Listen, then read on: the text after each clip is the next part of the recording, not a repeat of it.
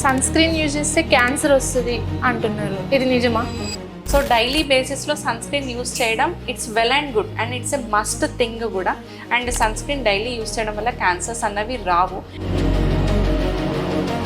Korean products use చేస్తున్నారు, so నా skin ఇలా అవ్వాలని. కొరియన్ స్కిన్ కేర్ ప్రోడక్ట్స్ మార్కెట్లో ఈ మధ్య రీసెంట్గా biggest trend.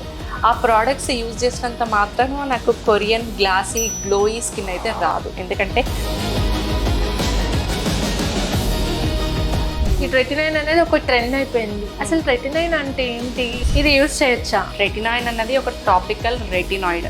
But as influencers celebrities promote చేస్తున్నట్టు రెటినాయిడ్ అన్నది అందరికీ అవసరం లేదు. ఇప్పుడు అందరూ హెయిర్ ఫాల్ ప్రాబ్లమ్స్ ఫేస్ చేస్తున్నారు. సో దీనికి పర్మనెంట్ సొల్యూషన్ ఏమైనా ఉందా హెయిర్ ఫాల్ తగ్గడానికి?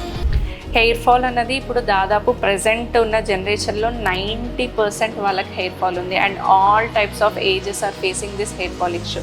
కానీ అసలు హెయిర్ ఫాల్ అన్నది ఎందుకు అవుతుంది? ఫస్ట్ హెయిర్ ఫాల్ అవ్వడానికి రీజన్ తెలుసుకోవాలి మనం.